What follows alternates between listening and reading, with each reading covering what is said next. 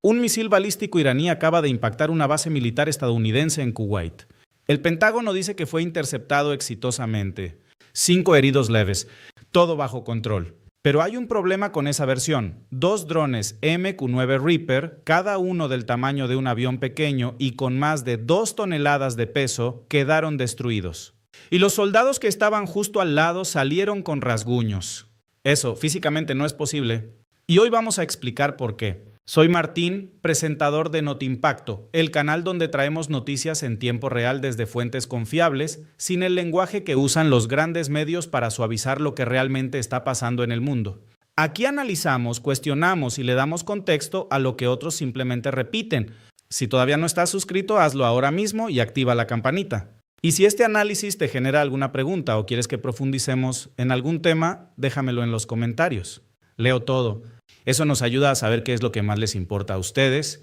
Vamos con los hechos confirmados primero, porque es importante partir de lo que nadie está negando antes de entrar al análisis. Irán lanzó al menos un misil balístico de la clase Fateh-110 contra la base aérea Ali al-Salem, ubicada al norte de Kuwait, a unos 60 kilómetros de la frontera con Irak y a aproximadamente 200 kilómetros del territorio iraní. La base fue alcanzada. Eso no está en discusión. El Comando Central de Estados Unidos, conocido como CENTCOM, confirmó que 2 drones MQ-9 Reaper resultaron destruidos o gravemente dañados. Medios como Bloomberg y Reuters reportaron el incidente citando fuentes oficiales estadounidenses. Y la versión del Pentágono habla de una intercepción exitosa del misil y de 5 militares con heridas que califican como leves. Esos son los hechos oficiales. Ahora viene el análisis que ningún medio estadounidense está haciendo hoy. Empecemos por el misil en sí, porque entender qué es el Fateh-110 es fundamental para evaluar si la versión oficial tiene sentido. El Fateh-110 no es un cohete artesanal ni un proyectil improvisado lanzado desde algún punto remoto. Es un misil balístico de corto alcance, con un rango operativo de 300 kilómetros desarrollado y fabricado por Irán, diseñado específicamente para alcanzar objetivos tácticos de alta precisión, bases militares, centros de mando, concentraciones de tropas, instalaciones de almacenamiento de municiones. Lleva una ojiva con entre 450 y 650 kilogramos de explosivos. Para que tengan una referencia concreta, estamos hablando de una cantidad de material explosivo suficiente para destruir estructuras de hormigón reforzado y generar una onda expansiva que afecta todo lo que está en un radio considerable alrededor del punto de impacto. Irán no está utilizando este misil por primera vez. Lo usó en enero de 2020 en el ataque a la base estadounidense de Ain al-Asad en Irak, cuando se lanzaron decenas de misiles de este tipo. ¿Qué dijo el Pentágono en ese momento? Que no había víctimas. 0 bajas.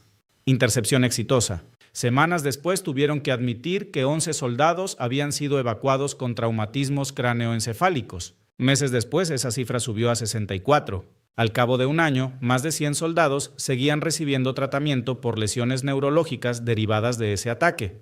El mismo patrón: negación inicial, minimización del daño, filtración gradual, reconocimiento parcial bajo presión. Tengan ese antecedente en mente mientras analizamos lo que nos están diciendo hoy. Ahora apliquemos lógica básica a la versión oficial. No hace falta ser experto militar para hacer este ejercicio. Un misil balístico viaja a velocidades de entre Mach 3 y Mach 5. Eso equivale a entre 3.700 y 6.100 kilómetros por hora. Para que un sistema de defensa antiaérea intercepte exitosamente un misil de esas características, necesita detectar el lanzamiento, calcular la trayectoria, lanzar un misil interceptor y destruir el Fateh-110 en pleno vuelo. Todo eso en cuestión de segundos. Hay un detalle importante aquí que los grandes medios no están mencionando. Los sistemas Patriot de Estados Unidos en la región han estado operando con reservas muy limitadas de interceptores durante las últimas semanas. Eso ya era público antes de este incidente. Y hay otro factor táctico que complica aún más la ecuación. Irán utiliza habitualmente enjambres de drones Shahed como señuelo previo al lanzamiento de misiles. El sistema de defensa antiaérea no distingue amenazas de manera selectiva, responde a la primera amenaza que detecta. Si los drones llegan primero, los interceptores se gastan en ellos, y el misil real llega después con menor capacidad de respuesta disponible. Pero asumamos por un momento que la intercepción sí ocurrió tal como dice el Pentágono, que el Fateh-110 fue destruido en pleno vuelo. ¿Qué ocurre cuando se intercepta un misil balístico a esas velocidades? No desaparece.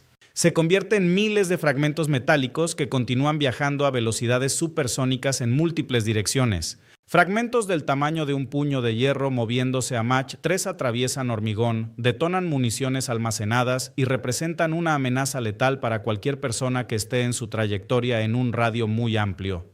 Ahora, la pregunta que el Pentágono no está respondiendo: si esos fragmentos supersónicos impactaron dentro del perímetro de una base con 13,000 efectivos militares más personal civil contratado, ¿cómo es posible que solo 5 personas hayan resultado con heridas leves? Aquí es donde la versión oficial empieza a desmoronarse con los propios datos que el Pentágono tuvo que confirmar. Los 2 drones MQ-9 Reaper destruidos no son aparatos pequeños, miden 11 metros de largo, tienen una envergadura de 20 metros y pesan más de 2 toneladas en vacío. Son estructuras de aluminio y acero de alta resistencia diseñadas para operar en condiciones extremas. Si el misil o sus fragmentos tuvieron la energía suficiente para destruir completamente una de esas máquinas y dañar gravemente la otra, estamos hablando de un impacto de enorme magnitud que ocurrió dentro del perímetro de la base. Y aquí está el punto crítico: los drones MQ-9 Reaper no se estacionan solos en algún rincón olvidado de la base.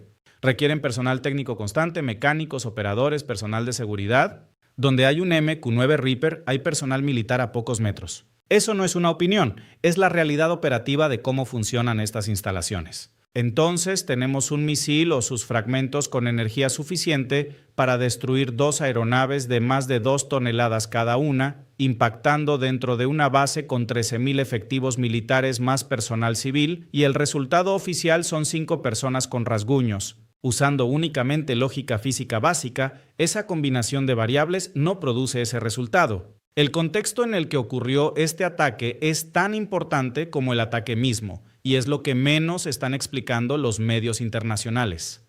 Irán no lanzó este misil de manera aleatoria ni como simple demostración de fuerza. Lo hizo en un momento muy específico y muy calculado. Lo hizo horas después de que Donald Trump saliera de una reunión de 2 horas en la Casa Blanca sobre el acuerdo nuclear con Irán sin haber tomado ninguna decisión concreta. Lo hizo mientras el Pentágono y el Comando Central de la Marina emitían advertencias sobre actividades de minado en el estrecho de Hormuz.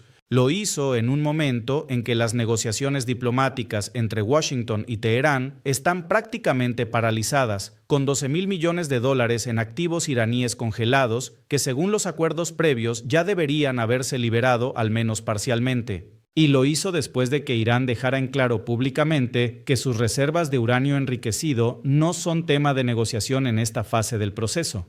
Cada una de esas variables es un mensaje, y juntas forman una estrategia muy coherente: aumentar el costo de la indecisión para Washington, demostrar que la capacidad militar iraní no ha sido neutralizada y arrinconar a Trump en una posición donde cada camino disponible tiene un costo político elevado. Porque fíjense en la situación en la que queda Trump después de este ataque. Si responde con una acción militar, escala un conflicto que ya le está costando activos estratégicos y que no tiene un desenlace claro. Si no responde, transmite una señal de debilidad que sus propios aliados en la región van a notar y que su base política interna va a criticar. Si cierra la base de Ali al-Salem, que en este punto ya ha sido objetivo de múltiples ataques con cohetes, drones y ahora un misil balístico, eso se va a leer como una retirada. Y una retirada de una base estadounidense bajo presión iraní es exactamente el tipo de imagen que ningún presidente de Estados Unidos quiere proyectar. Trump está atrapado entre opciones que no le gustan, y esa es precisamente la posición en la que Irán quiere tenerlo mientras las negociaciones continúan, o más precisamente, mientras no avanzan. Hay otro elemento que merece atención especial: la base Ali al-Salem en sí misma y lo que representa su vulnerabilidad. Esta instalación al norte de Kuwait fue concebida y construida como una plataforma de proyección de fuerza hacia Irán. Desde ahí se coordinan operaciones aéreas, se almacenan municiones, transitan tropas y se despliegan precisamente los drones MQ-9 Reaper que han sido utilizados en operaciones en la región. La ironía geopolítica es evidente. Una base posicionada para operar contra Irán está resultando vulnerable a los misiles iraníes. Es, como suele decirse, una carretera de 2 vías. El hecho de que esta misma base haya sido objetivo de ataques con cohetes y drones apenas 2 días antes del lanzamiento del Fateh 110 indica que no estamos ante incidentes aislados, sino ante una campaña deliberada y escalonada. Primero cohetes artesanales, luego drones, ahora un misil balístico de precisión. La progresión es intencional. Cada escalón demuestra que el anterior no produjo disuasión suficiente y que Irán está dispuesto a subir el nivel de la presión de manera gradual y calculada. Y sobre la capacidad misilística de Irán, vale la pena señalar algo que Trump había descartado públicamente hace apenas unas semanas. El presidente estadounidense había afirmado que el arsenal de misiles iraní estaba agotado o severamente degradado.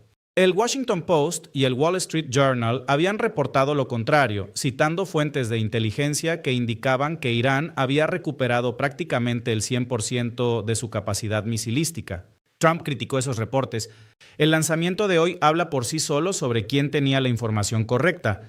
Entonces, ¿qué podemos concluir con lo que sabemos hasta ahora? Hay dos escenarios posibles y ninguno de los dos cuadra con la versión de 5 heridos leves y todo bajo control. El primero es que la intercepción del Pentágono fue parcial o tardía, lo que significa que el misil o una porción significativa de él impactó dentro de la base con la energía destructiva correspondiente.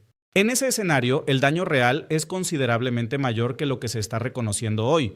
El segundo es que no hubo intercepción efectiva, que el Fateh 110 alcanzó su objetivo directamente, posiblemente porque los sistemas de defensa antiaérea disponibles fueron saturados o superados. En ese escenario, el daño es aún mayor y la narrativa de la intercepción exitosa es completamente falsa.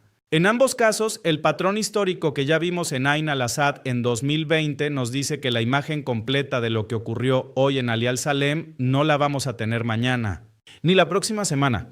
Probablemente la vamos a ir conociendo en fragmentos a lo largo de los próximos meses, a medida que la presión mediática, las filtraciones internas o los informes de veteranos y sus familias vayan completando el cuadro que hoy el Pentágono prefiere mantener incompleto. Lo que sí podemos decir con certeza es que este ataque marca un punto de inflexión en la confrontación entre Irán y Estados Unidos. No porque sea el primero, sino porque combina precisión, alcance, capacidad destructiva demostrada y contexto diplomático de manera que eleva el nivel de la confrontación a un nuevo umbral. Y ese umbral tiene consecuencias que van mucho más allá de Kuwait, más allá del Golfo Pérsico y más allá de lo que los grandes medios están dispuestos a explicar hoy. Eso es lo que hay detrás de esta noticia. Soy Martín, esto es Not Impacto. Nos vemos en la próxima.